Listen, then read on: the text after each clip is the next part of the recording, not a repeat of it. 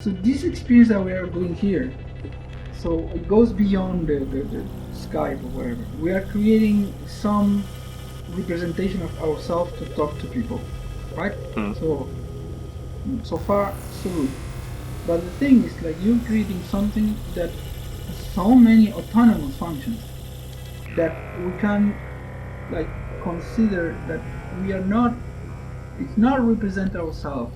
It's actually some being that we are using to transmit things. Like, you know, anybody that you say some story and then you go to see your friends and say, I gotta say that. So, but of course, this person who is reporting will process this information. So in fact, it is someone. And then why we are having, why we are having one avatar that represents us both, is that we are again not trying to make a telepresence system. We want to create a sort of golem, a sort of Frankenstein made of parts of people that report the thought of real people. Then we can talk about what's real. Is this place real or not? Is this limbo of thinking? So you just materialize a space, a virtual space of the thoughts of everybody in the world. Particularly now, us, because this thing didn't involve efficiency. In the future, this is an avatar that could be used maybe by everybody in public and have a conversation, you know, is somehow processed by this being. So we are using it. We are using it. It's like a poor guy that is in control of thoughts, like a schizophrenic, like thoughts that are controlling them. But, and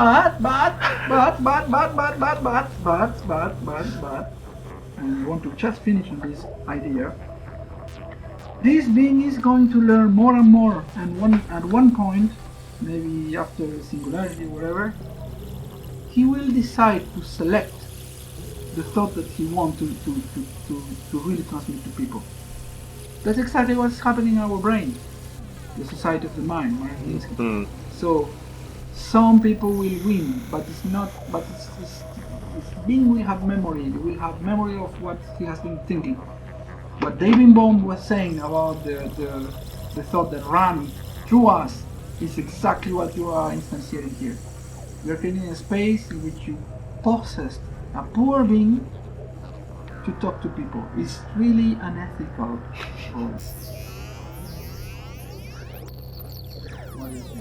Yeah, I mean, unethical in that way that people always use the word unethical, and they always follow that by saying you're trying to play God. But we're not trying to play God, I guess. We're trying to create God, or we are God. But what I'm interested in the Minsky kind of Bohm sense of, like, of these, like, units, or like polities, which are like create a society, and how much agency that those individual units have to try to influence. Like, we all think we have agency. It's this old, like, this, you know, debate between free will and determinism. Like, how much do we live in a world where we think we have free will, but actually everything was preordained and we're just fulfilling the will of another? Or do we actually have a kind of ability to rupture and break through and perform acts which are not in the script? But it makes me think of... There is no script. That's the thing. I mean, for me, this is a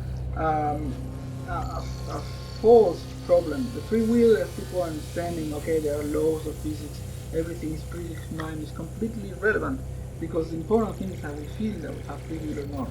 I mean, you make decisions. You cannot say that decisions are forced on you. So it's a psychological problem. It's like the quality of consciousness. It's an illusion, and the illusion in this case is the most important thing, the illusion of free will. When your free will is taken from you, you know you're in dictatorship or something. It's not that the law of physics become, you know, controlled by you. This is not a problem. I mean, even if you really want to go there, you can imagine chaotic systems. Are you in control of them? No, even though you know the rules. So, in fact, it's a problem of ignorance of the rules, and we will never know everything because we are not gods. So, I don't think the free will is the problem. The problem is mostly, as you were saying, the societal kind of, you know, this sort of conversation in your mind or outside us in which some ideas will win, and we will be driven by that. And then in that sense, free will is a free will that, at a much less philosophical level. I am deciding to buy a car that is blue because I saw something on TV. So we are manipulated, and that's what we are doing with this poor guy that people think. We're manipulating him by instilling ideas, inception, putting him in his mind. His mind is now very, very, how to say, elemental. But he's moving its arms. It has some choice. I don't care if you can't have free will in virtual reality. And when I say virtual reality, I mean a virtual reality in which people themselves are also simulated.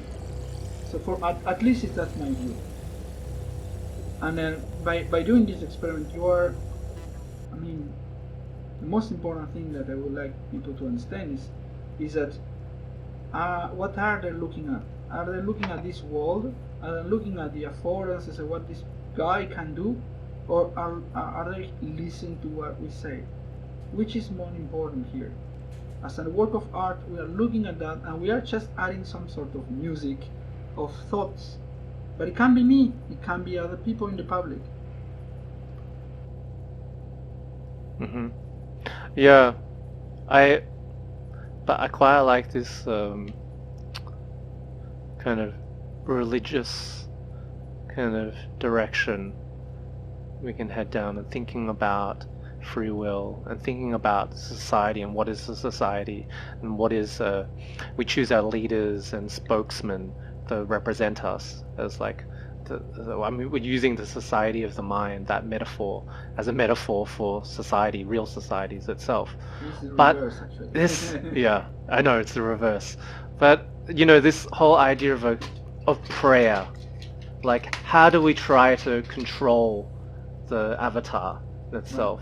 We're told we have, it's like, but thinking about prayer, like I grew up Catholic. I had no choice. I was baptized, and from a young age they inculcate this idea of prayer every night. You have to thank God and like say the Hail Mary, and I did that for like 10 years of my life. I threw in all my data. I plugged in all my hopes and wishes and dreams and fears into this algorithm, hoping that some kind of return, there would be some kind of influence in the God back into me. And yeah, it feels very, there was always that kind of paternalism in looking at these, Pacific Island communities, which who developed these cargo cults. But we're all living in this cargo cult, and whether it's a religious cargo cult of prayer and devotion, or it's like maybe it's technology, and we're kind of feeding these algorithms, hoping for some kind of agency, free will, determinism, that we can create a cause and effect relationship between our choices and our actions, and some kind of response, positive feedback loop. We hope in vain, but it is ultimately a vain hope, and there's no way to actually. Okay, I get that, but it's very interesting because you are talking about the fact that if a God exists, or the rules of physics or whatever, then these are the things that limits our free will. So like we are limiting the free will of this character that is, by now you don't know if it's just a tool to talk to you because we cannot go there, or some sort of being that is capable of filtering ideas through this body, because obviously the representation will make the public now look at the ideas differently. Okay, but you are thinking that somehow your free will is somehow constrained by these powerful forces. The powerful forces in this case is us. Just repeating with respect to this avatar. But in fact, you are saying something very interesting, that you are praying, you are doing everything that this being or whatever needs to hear, so you can control him. In fact, that's a paradox. That we think somehow it can be a magical thinking, or maybe you're a physicist and you try somehow to control something that is superior, that goes transcends us, right? But magical thinking, that putting ideas on this guy who's talking. Then here you are really, for me, it's very clear that you are creating a metaphor of all this, because we are this character now is able to influence us. The word the gods, it's like we are the gods, right? And then it's just moving in certain ways. It's actually, when we started talking, it couldn't really be real because we were too much interested on how it looked at us.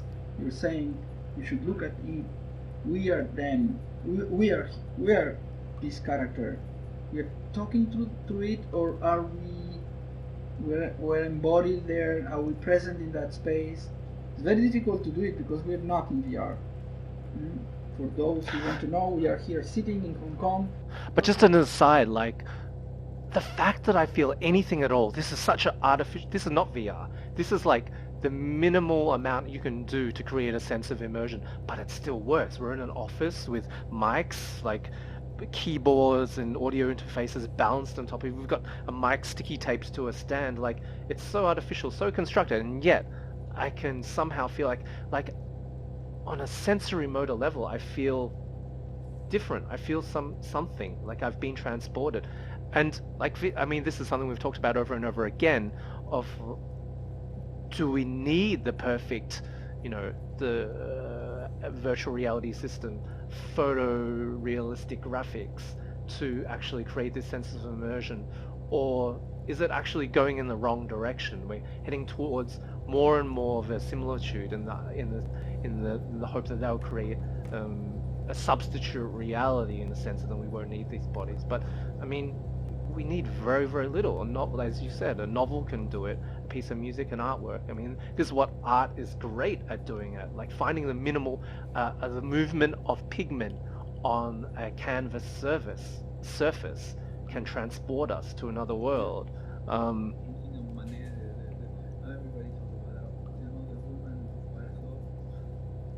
Right.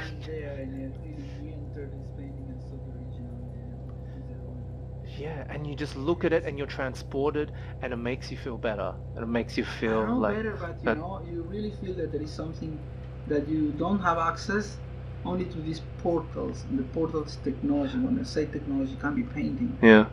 So it's we talked about that a long time ago. What is it? For me, the most important, most incredible thing.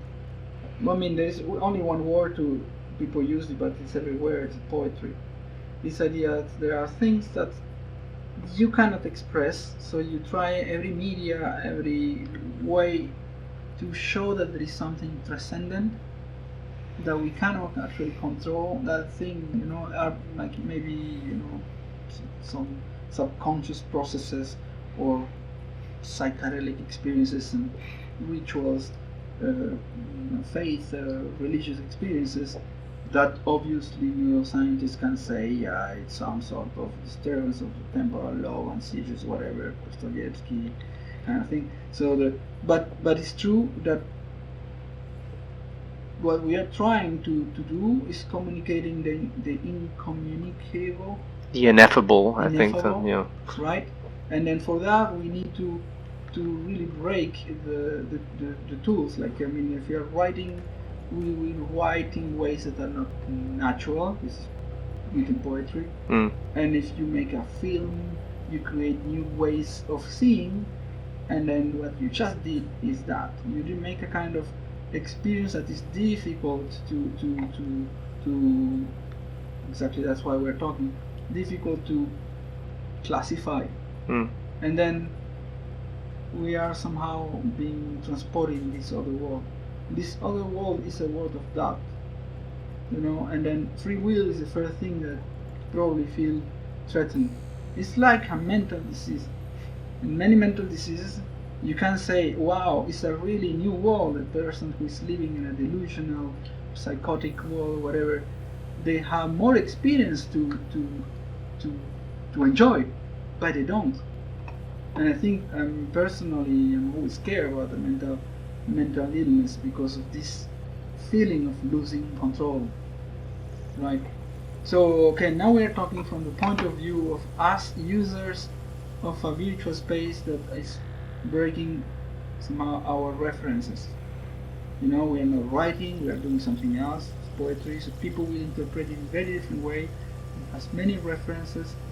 You know, when we were starting to talk about that, we were talking about movies, in which you have, Ghost in the Shell, for instance, which actually, I don't know if it happened to you, when I see this kind of movies, I feel a sort of nostalgia.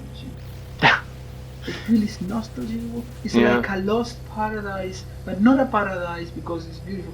It's something that we always had, maybe even before being born. Like, and I feel really I would like to live the life of this ghost. And what is something transcendent. So you mean specifically the animation Ghost in the Shell, and you feel a sense of nostalgia? Good animation, I don't know what the support it can be if I even read some science fiction, but sometimes I have a feeling that I'm being immersed in the world and I lost it. Right? So if this experience that we are doing now, actually is the interesting thing is as a shared kind of immersion. We're both in this world. We're sharing the body because we are using a different technique. You know, we're not doing some machinima, and then people are too much used.